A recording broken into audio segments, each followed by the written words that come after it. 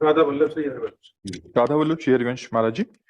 पूज्य गुरुदेव, आत्मा अछेद्य है, अदाह्य है, अकलेद्य है, अशोष्य है, अचिंत्य है, अव्यक्त, अविकारी। भौतिक जगत की कोई वस्तु इसे छू नहीं सकती। ये सुख दुख से परे है। तो फिर महाराज जी, इस नाशवान शरीर में सुख दुख का भोक्ता कौन है? भगवान मार्गदर्शन करें। आज का सत्संग सुना है? जी सुना। सुना? इसका सीधा उत्तर उसमें था, जीवात्मा उसे कहते हैं जो शरीर आसक्त हो गया है। नहीं, वो आत्म तत्व जो है निर्लेप है, निर्विकार है, अशोष्य है, अदाय है, अक्लेद्य है, नैनम चिंतन्ति शस्त्राणि नैनम भाव का। लेकिन उसने स्वीकार कर लिया है भ्रम से देह भाव को। जो जन्मा है, जो मरेगा, जो दुख सुख का भोगता है, वो देह के और स्वरूप के बीच का जो करण है, बुद्धि, मन, चित्त, अहंकार, इसमें वो तदात्म हो चुका है।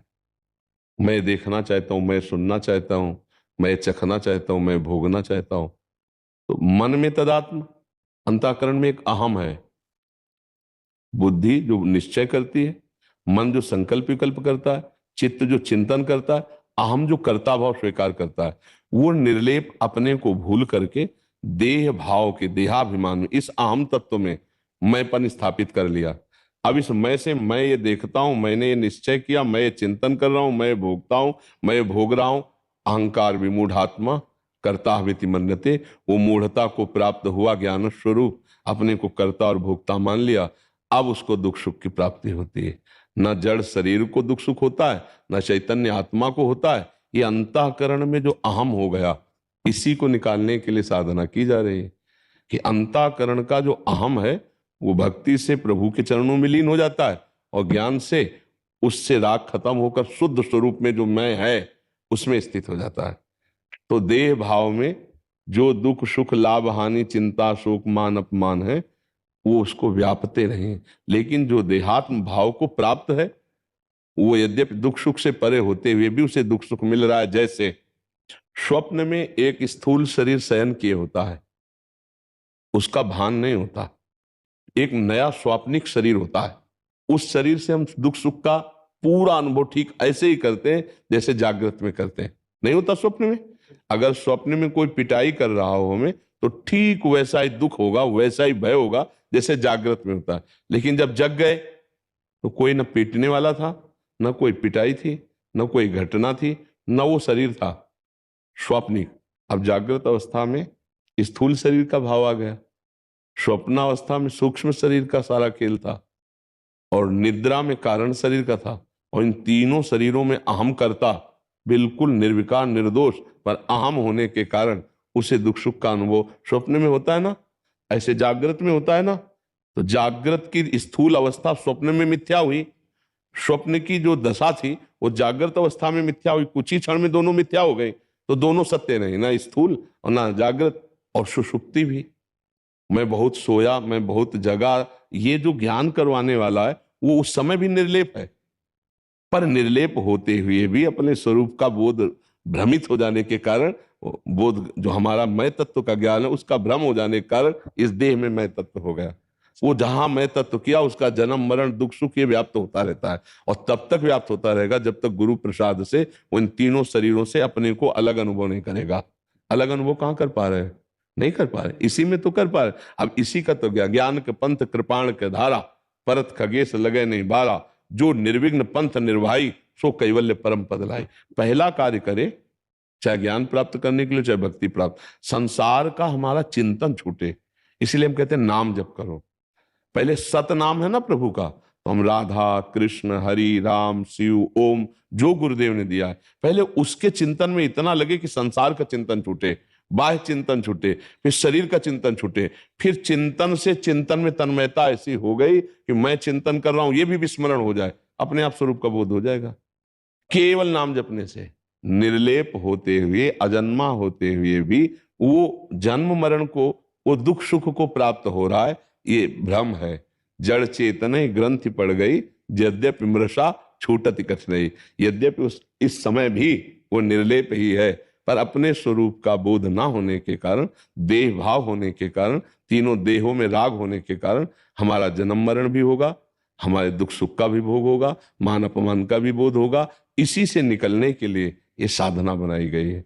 भगवान कहते हैं ब्रह्म ज्ञानी जो शब्द ब्रह्म और पर ब्रह्म दोनों का ज्ञान रखता हो, शब्द ब्रह्म शास्त्र और पर ब्रह्म की अनुभूति, ऐसे महात्मा के पास जाओ, प्रणिपातेन उनकी शरण में हो, साष्टांग दंडवत करो, दैन्य भाव से उनसे प्रश्न करो, वो जैसा आदेश करें वैसी साधना करो, तब जाके कहीं बोध प्राप्त होता है। साधन चतुष्टय के बिना ज्ञान का अनुभव होना बहुत कठिन है नहीं? तो हमें चाहिए कि अब कलिकाल है, साधन चतुष्टय में स्थित होना बहुत कठिन है।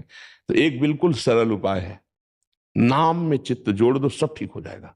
ये हमारा खुद का अनुभव और बड़े बड़े महापुरुषों का अनुभव। गुरु प्रदत्त नाम के चिंतन में लग जाओ, ज्ञान प्रकट हो जाएगा, वैराग्य प्रकट हो जाएगा, आत्मस्वरूप का बोध हो जाएगा, भगवत प्रेम हो जाएगा, जो चाहोगे। पर भजन नहीं होगा तो फिर कुछ नहीं होने वाला। ज्ञान होने के बाद भी परम ज्ञानी सनकादि हरिशरणम हरिशरणम हरिशरणम हर समय जपते रहते हैं। सुखदेव जी 18,000 श्लोक का बार बार पाठ करते रहते हैं। भगवान शंकर हर समय नाम जप करते रहते हैं। नाम जप करने से सब प्राप्त हो जाएगा, बस ईमानदारी से नाम जप करें। अब नाम जप करने के लिए जो सावधानियां हैं, गंदा भोजन, गंदे पेय पदार्थों, हम स्पष्ट कहते हैं पराई माता बहनों की तरफ पाप दृष्टि, गंदी दृष्टि, इसका त्याग, गंदे आचरण, गंदा वर्ताव, गंदा दृश्य, गंदा सुनना, इनका त्याग करो, नाम जप करो। अगर आपके अंदर ज्ञान ना हो जाए तो हमें बताना। जैसे हम आपको देख रहे हैं ऐसे हम तीनों शरीरों को अलग देखते हैं। जब ज्ञान का प्रादुर्भाव हो जाएगा तो अपने को कैसे शरीर तीनों अलग दिखाएं, जैसे आपके शरीर को अलग देख रहे हैं, ऐसे जैसे अलग इसको मेज को देख रहे हैं, ऐसे ही देख रहे हैं कि स्थूल शरीर, सूक्ष्म शरीर, कारण शरीर। जैसे कोट, शर्ट, बनियान आप पहनते ना, ऐसे ही ये वर्दी है, ये मैं नहीं हूं। अब इसके दुख सुख का भान होता है, पर दुख सुख की व्यथा नहीं होती। वो समझ में आ रहा है, गर्मी है तो समझ में आ रहा है, उसकी व्यथा नहीं है। यम ही न व्यथ्यन्ते पुरुषम पुरुषर्षभ सम दुखा सुखाधीरम सोमृतत्वाय कल्पते। जितना इसका राग छूटता चला, ऐसा नहीं कि ब्रह्म ज्ञानी को पता नहीं चलता थप्पड़ मारो, तो ऐसा नहीं, पता चलता है, पर उसका जो परिणाम व्यथा है वो नहीं होती। थप्पड़ मारोगे पता चलेगा थप्पड़ लगा, वैसे ही लगेगा जैसे एक संसारी पुरुष को लगता है। संसारी पुरुष को उसका परिणाम होता है, वो दुखी हो जाएगा, व्यथा, उसको व्यथा नहीं होगी, पीड़ा वैसे ही होगी। अगर यहाँ काटा जाएगा तो पीड़ा हो गया, ऐसा होगा, पर उसकी व्यथा नहीं होगी। बस यही अंतर है। बुखार होगा तुम ऐसे होगा, पर उसकी व्यथा नहीं होगी। शरीर का धर्म है, वो अपने धर्म से पीड़ा को प्राप्त होता है, और उसको ये ज्ञान है कि पीड़ा इस शरीर को, इसलिए व्यथित नहीं होता। और जिसको इसका ज्ञान नहीं, वो व्यथा को प्राप्त हो जाता है। जो यम ही न व्यथ्यन्ते पुरुषम पुरुषर्षभ सम दुखा सुखाधीरम स्वमृतत्वाय कल्प, वो अमृत पद का अधिकारी हो जाता है। तो इसलिए नाम जप करो, गंदे आचरण छोड़ो, और शास्त्रों का स्वाध्याय करो, संतों का संग करो। भगवान की कृपा से ही भगवत बोध होता है, आत्मस्वरूप का बोध कृपा से होता है। साधन तो असाधनों के त्याग के लिए है। नहीं नायम आत्मा प्रवचने न लभ्या न मेधया न बहुना श्रुतेन, कहा जाता है, यही तो साधन है। लेकिन वो कहते हैं ना, कैसे? जिसको जो वर्ण कर ले आत्मस्वरूप। आत्मस्वरूप कौन? गुरुदेव। गुरुदेव ने जिस पर कृपा कर दी, स्वीकार कर लिया, उसी के अंदर आत्म तत्व का बोध प्रकाशित हो जाता है।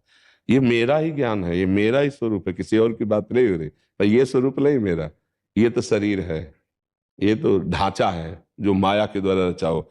आप देखो इसी को माना जा रहा है मैं, ईमानदारी से देखो इसी को माना जा रहा है मैं। यही घोर अज्ञान है, घोर अज्ञान।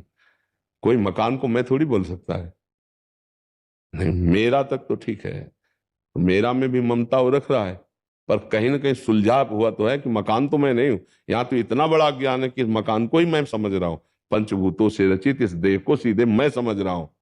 अब इसीलिए फिर शोक मोह दुख जन्म मृत्यु चिंता भय ये भोगना पड़ रहा है, बेमतलब में भोगना पड़ रहा है। ये भ्रम होने के कारण बेमतलब भोगना पड़ रहा है। जैसे स्वप्न में कुछ नहीं था, पर चाकू से अगर गला काटा जा रहा है तो मृत्यु जनित दुख होगा, कुछ नहीं है। ऐसे जागृत में भी कुछ नहीं है उसको, पर उसको दुख सुख का बोध होगा जब तक देहाभिमान है। देह भाव रहित होने के लिए ही गुरुजनों की शरण में रहकर साधना की जाती, तो वो बोध प्राप्त होता है अपने आप से, अपने आप को। वो बुद्धि के द्वारा नहीं होता, वो अपने आप से, क्योंकि बुद्धि को तो प्रकाश उससे मिलता है, वो अपने प्रकाशक को कैसे जान पाएगी? अपने आप से अपने आप का बोध होता है। चिंतन रहित हो जाना ही स्वरूप में स्थित हो जाना। कोई न सत चिंतन न असत चिंतन। पहले चिंतन के द्वारा असत चिंतन छोड़ो, फिर इतना गाढ़ चिंतन हो, मैं चिंतन कर रहा हूं, फिर वो खत्म, वो अपने स्वरूप में स्थित हो जाता है। अचिंत स्वरूप है अपना ज्ञान मार्ग में। वही अचिंत परमात्मा का हम नाम रूप के द्वारा चिंतन करते हैं। सवाल हल हो गया। वही है दूसरा, वही सगुण है, वही निर्गुण है, वही सर्व रूपों में, वही सबसे परे, वही सब में भरे। बस ये रहस्य रघुनाथ कर बेग न जाने कोई, और जो जाने रघुपति कृपा तो सपने मोहना। समझ पा